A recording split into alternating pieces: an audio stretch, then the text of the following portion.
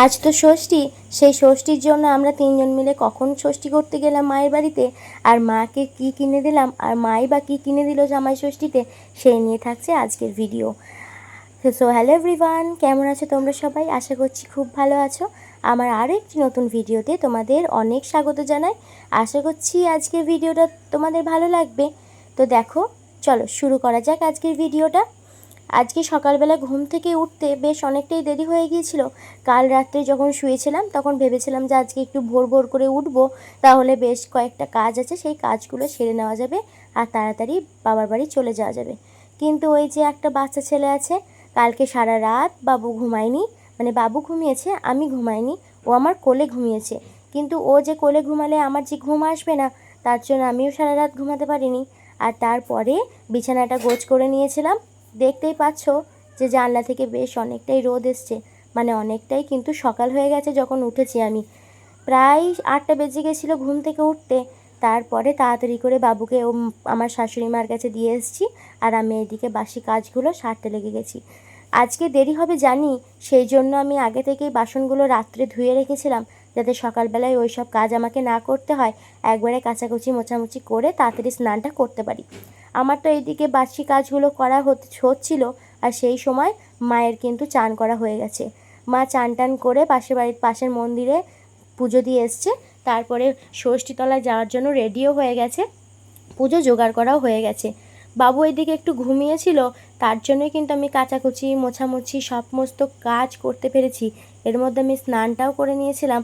তাই মা বললো তুই রেডি হয়ে নে, আমি বাবুকে রেডি করে দিচ্ছি। আর এইদিকে বাবুর প্যাম্পাসটা আনা ছিল না, আর আমি তাড়াতাড়ি করে গেলাম প্যাম্পাসটা আনতে। তো মাকে দিলাম, এই এখন মা ওকে রেডি করছে। আর আজকে ওকে সোনার হারটাও পরিয়ে দিয়েছে, একদম যেন জামাই জামাই লাগছে। আমরা সবাই ষষ্ঠীতলা যাওয়ার জন্য রেডি হয়ে গেছি। এই যে শাড়ি পরেছি, আমার বাবু জামাই সেজেছে। কয়দিকে তাকাও বাবু, একবার তাকাও। তাকাবে না, ওর এখন ইচ্ছা নেই, বাড়ি দেখছে, শ্বশুরবাড়ি যাবে তো কেন বাড়িটা দেখে নিচ্ছে। আর এই যে আমার ঠাকুমা, আর ওইটা আমার শাশুড়ি মা, সবাই রেডি হয়ে গেছে ফল মাখন নিয়ে। চলো এবার যাই। যে যখন পুজো দিতে গিয়েছিলাম, ঠাকুমা আমাদের সঙ্গেই গিয়েছিল। মা আর ঠাকুমা পুজোর বাটা নিয়ে আসছে, আর আমি এই যে আমার বাবুকে নিয়ে এসেছি। আজকে শুধু বাবু বলা যাবে না, আজকে আমার জামাই বাবু। ওর বাবা জামাই ঠিক সাজতে পারেনি ঠিকই, কিন্তু আমার সোনা বাবা কিন্তু ঠিকই জামাই সেজে নিয়েছে।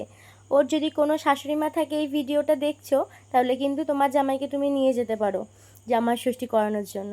তারপরে এই যে দেখতে পাচ্ছ এত লোকের ভিড়, আসলে এইখানেই আমাদের ষষ্ঠীতলা, এখানে পুজো হচ্ছিল। আর এইদিকে আমার ঠাকুমা শাশুড়ি ওকে ফোঁটা দিতে যাচ্ছিল, কিন্তু বাবু ফোঁটা নেবে না বলে মাথাটা ঘুরিয়ে নেওয়াতে বেশ চোখের পাতাতে ফোঁটাটা লেগে গেছে। ভাগ্যিস চোখে লাগেনি, কিভাবে যে দেয় সেটাই ভাবা যায় না। আর ও মাথাটা নিয়ে এমনভাবে নাড়াচাড়া করে, এখনই দুর্ঘটনা ঘটে যেত আর সব হাসি একদম মিশে যেত। ঠাকুরের ইচ্ছায় আজকে কিছুই হয়নি, বাবু কিন্তু বেশ ভালোই আছে, আর বেশ অনেকটা ঘুম দিয়ে দিয়েছে, তাই ও একটু ফ্রেশই হয়ে আছে। একটা সমস্যা হয়েছিল, ওকে খাওয়ানো হয়নি। আসলে তাড়াহুড়ো করতে করতে ওকে খাওয়াতেই ভুলে গিয়েছিলাম।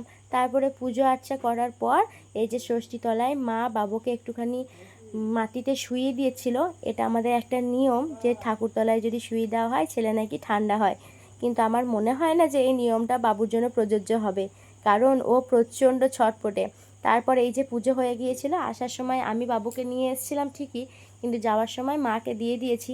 আসলে অনেকটা রাস্তা তো, বাবুকে নিয়ে আমি বেশক্ষণ থাকতে পারি না নিয়ে, কোমরে প্রচণ্ড ব্যথা করে। তারপরে এই যে আরও যে পাড়ায় যে বাচ্চাগুলো আছে তাকে দেখে তো বাবু খুব হাসছিল, তাই ভাবছিলাম যে ওদের সঙ্গে একটুখানি কথা বলিনি।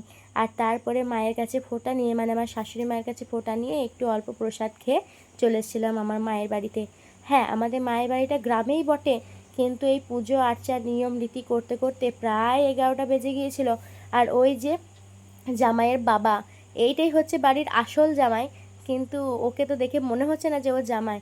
আর ওর নাকে বেশ কয়েকটা ঠোঁটি বেরিয়েছে। আসলে বেশ কয়েকটা দিন ওর তো প্রচণ্ড জ্বর ছিল, তোমরা তো জানোই। সেই জ্বরের হলেই ওর কিন্তু ঠোঁটি বেরিয়ে যায়।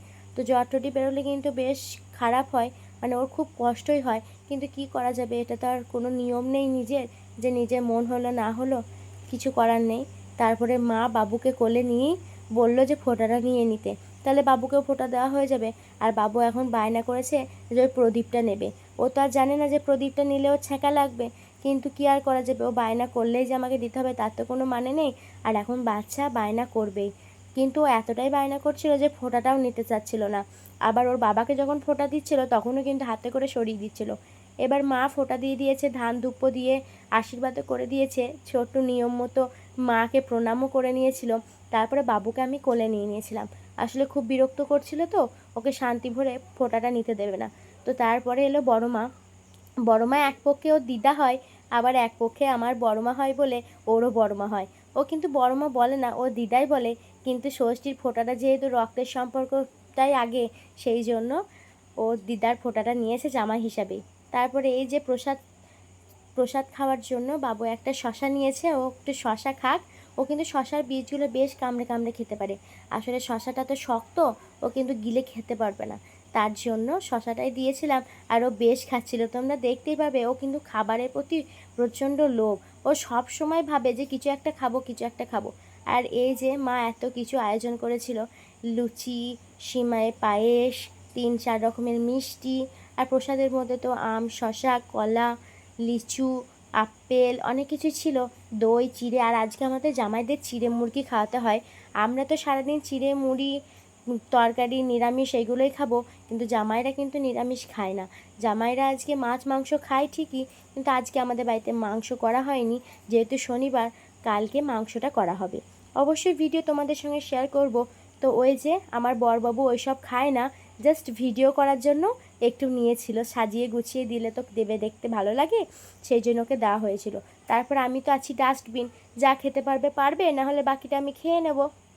কথা মতো কাজ মতো খেয়ে নিলাম। তারপরে তো দুপুরে খাবে, তো মা বললো যে ঝিঙে আনা হয়নি, পোস্ত করবো, তো একটা পুরুল হয়েছে, চল পুরুলটা তুলে নিয়ে আসি। তো এখান থেকে মা পুরুলটা তুলে দিল। আর দেখতেই পাচ্ছ সেই ছোট্ট ছোট্ট গাছগুলো কত বড় হয়ে গেছে। এইদিকে ঢ্যাঁড়স গাছগুলো দেখতেই পাবে, ঢ্যাঁড়স গাছগুলো এতটাই বড় হয়েছে, বেশ কয়েকটা দিন পর কিন্তু ঢ্যাঁড়সও ধরে যাবে। আর এই পুরুলটা কিন্তু বেশ ভালো হয়েছে, কিন্তু আগের বছরে কিন্তু পুরুলের সাইজটা একটু অনেকটাই লম্বা লম্বা ছিল, আর ফলনও কিন্তু অনেকটা ভালোই হয়েছিল। আর এইবারে গাছটা বেশি ছাড়েনি, মানে লতানোটা হয়নি, সেই জন্য ঠিকঠাক পুরুলটা হয়ও নি। তো দেখা যাক, ভবিষ্যতে যদি এখনও হয় পুরুল, তখন মা অবশ্যই আমাকে দিয়ে পাঠাবে। আর যেহেতু গ্রামে বিয়ে করেছি, বাড়িতে যে ফসলটাই হবে আমার বাড়িতে কিন্তু ঠিকই পৌঁছে যাবে। মা তো একা থাকে, সব কিছুই কিন্তু আমাকে দিয়েই খায়। তারপরে দুপুরবেলাতে আমি একটু চিড়ে নিয়েছিলাম, 3 রকম মিষ্টি নিয়েছিলাম, একটু দই নিয়েছিলাম, আর বাকিটা ওইগুলো খাওয়ার পরে একটু ঘুগনি দিয়ে মুড়ি খাবো বলে মুড়িও নিয়েছিলাম। তো প্রথমে একটু একটু করে দই দিয়ে মিষ্টি দিয়ে খাচ্ছিলাম।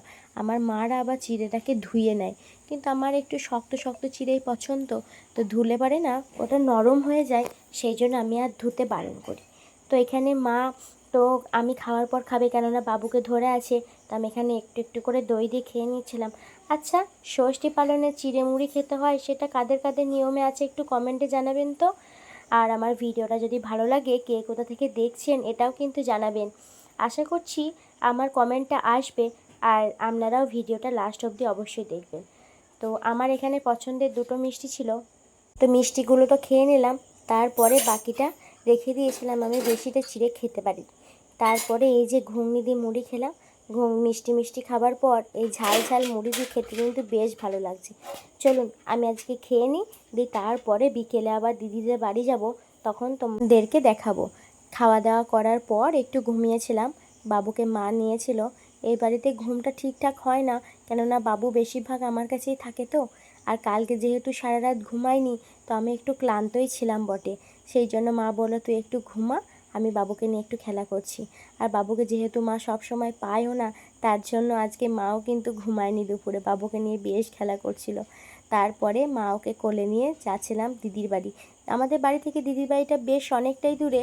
দিদির বাড়িতে পিসির সঙ্গে একটু দেখা করব, দিদিদের সঙ্গে একটু দেখা করব, একটু গল্প করব, তারপরে মাদের জন্য একটু কেনাকাটা করব, আর ছোট্টুর জন্যও মা একটা কিছু কিনে দেবে, সেটাই নিয়ে আসবো। তারপরে তো দিদির বাড়ি গিয়েছিলাম, তারপরে এসে বাবুকে এখন কাপড়ের জামার দোকানে বসিয়ে দিয়েছি। আর এই প্যাকেটটা না আমাদের না, প্যাকেটটা অন্য একটা কাকিমার। তো ওই যে বাচ্চা ছেলে, ওর মুখটা দেখে বলল যে বাবু এটা নিয়ে খেলা কর তুই, আর তোর মারা এইদিকে জামা কাপড়গুলো কিনুক। কিন্তু ও সুযোগের বেশ ভালোই ব্যবহার নিয়েছে, ও প্যাকেট থেকে বারবার ওটাকে মারতে মারতে প্যাকেটটা কিন্তু ছিঁড়ে দিয়েছিল। সে যাই হোক, উনি কিন্তু কিছু খারাপ বলেননি। উনি আমাকে বলেছেন যে এটা বাচ্চা হয়, ওরা তো কিছু বোঝে না। তো তখন কাপড়টা ওরা আলাদাভাবে নিয়েছিল, আসলে হাতে নিয়ে নিয়েছিল।